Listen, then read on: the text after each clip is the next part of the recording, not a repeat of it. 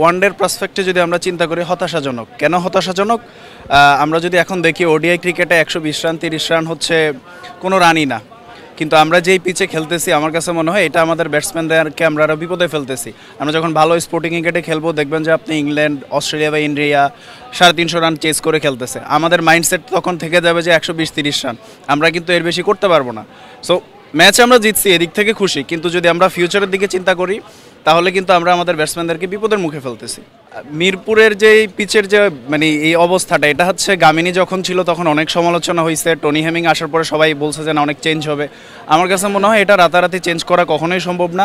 Batter হচ্ছে সামনে BPL আছে, এই পিচে কখনো বিপিএলে আপনি দেখে দর্শকরা মজা পাবে না। আমার কাছে মনে হয় একটা বছর বা নির্দিষ্ট একটা সময় অফ রেখে অন্য পিচগুলোর দিকে, অন্য মাঠগুলোর দিকে ফোকাস দেওয়া উচিত।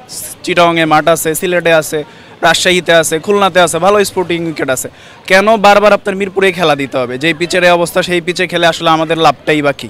এই ব্যাপারটাতে আমরা অলওয়েজ পিছানো কেন? আপনি যদি দেখেন এক সাকিব আল হাসান এই বছরে 7 থেকে 8টা টুর্নামেন্টে সাইন করছে। আপনি আমাদের দেশে আপনি হয়তো বলতে পারেন এগুলো ভালো লিগ না, ভালো প্লেয়াররা খেলে না, বলতে পারেন, হ্যাঁ, কিন্তু ওখানে অনেক বড় বড় প্লেয়াররাও খেলতেছে। আমাদের দেশের অন্য কেউকে কেন নিচ্ছে না? এত যোগ্যতা সম্পূর্ণ আমাদের প্লেয়ার, ওরা তো হচ্ছে অ্যাটেনশনই গ্রিপ করতে পারতেছে না। বড় টুর্নামেন্টে বারবার আমাদের প্লেয়াররা ফ্লপ করতেছে কেন? কারণ হচ্ছে ওই এনভায়রনমেন্টে আমরা অভ্যস্ত না। আপনি যদি আফগানিস্তান বলেন বা অন্য টিম যারা বলেন, ওরা কিন্তু এই টুর্নামেন্টগুলোতে খেলে অভ্যস্ত, ওরা ওই সিচুয়েশনটা বুঝতে পারে। ওই প্রেশার মোমেন্টে দেখেন আপনি আইপিএল বলেন, পিএসএল বলেন, সিপিএল বলেন, ওদের প্লেয়ার বেশি কেন?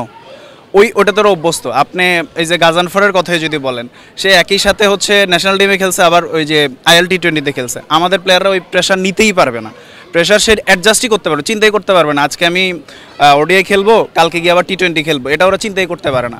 আমরা এই জায়গায় অনেক পিছানো। ইভেন আপনি ইংল্যান্ডে গেলেও দেখবেন ওরা একই সাথে টেস্ট খেলতেছে, টেস্ট স্কোয়াডের যে 11 জন খেলে, বাকিদেরকে ওরা হচ্ছে ওদের যে কাউন্ট্রি যেটা 50 ওভারের যে টুর্নামেন্ট, ওটাতে ওরা খেলতে সুযোগ দিচ্ছে। সো এটা এখন মডার্ন ডে ক্রিকেটে এটা হচ্ছে নর্মাল ব্যাপার।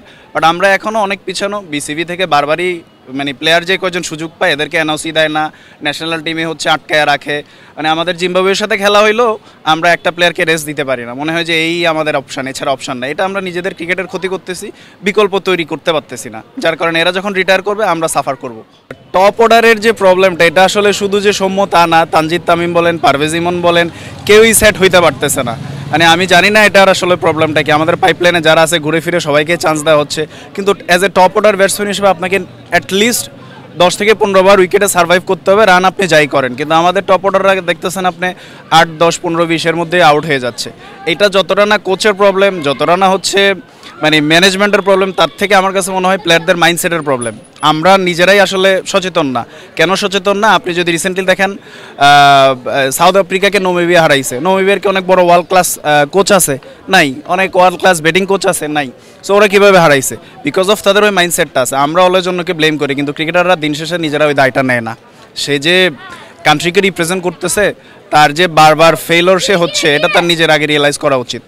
মাহিদুল ইসলাম অঙ্কল হচ্ছে মিডল অর্ডারে আমাদের যে বাজে অবস্থা যাচ্ছিল লাস্ট কয়েকটা সিরিজ ধরে, সেই তুলনায় খুব ভালো একটা প্রসপেক্ট। সে প্রথম ম্যাচে ডেবিউ করে যেরকম রান করেছে আমার কাছে মনে হয় সে ভালো করছে, এবং সে ঘরোয়া ক্রিকেটে কিন্তু পরীক্ষিত। আপনি বিপিএল বলেন, NCL বলেন বা হচ্ছে লঙ্গার ভার্সন বলেন, সে সব জায়গায় রান করতেছিল।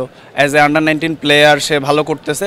আমাদের যে মিডল অর্ডারের অবস্থা, তাকে দীর্ঘদিন চিন্তা করে সুযোগ দেওয়া উচিত। কারণ সবাইকে তো দেখা হয়েছে, কেউ আসলে আপনি জাকের আলী বলেন, নুরুল হাসান সোহান বলেন, এরা কেউই মিডল অর্ডারের ব্যাটসম্যান না। তারা লোয়ার অর্ডারের ব্যাটসম্যান অথবা ফিনিশার রোলে অভ্যস্ত। কিন্তু যখন আপনি জাকেরকে মিডল অর্ডারে খেলাচ্ছেন, 4 উইকেট পড়ার পরে, জাকের এই রোলে জীবনও ব্যাটিং করে অভ্যস্ত না, সে খারাপ করবে, এটাই স্বাভাবিক। নুরুল হাসান সোহানের জায়গায় খারাপ করবে, এটাই স্বাভাবিক। সো মিডল অর্ডারে যারা অভ্যস্ত, লাইক অঙ্কন হইতে পারে, ইয়াসির হইতে পারে, অথবা যারা আপকামিং আছে শাহাদাত দীপু, ওদের মধ্যে থেকে আপনার বের করে আনা উচিত। নাইম শেখ আমার কাছে মনে হয় সে যথেষ্ট সুযোগ পাইছে নিজেকে প্রুফ করার। এখন এক ম্যাচ সুযোগ পাইছে, হয়তো তার পুরো সিরিজের জন্য নেওয়া হয়েছিল, ভিসা জটিলতার কারণে সে যেতে পারে নাই।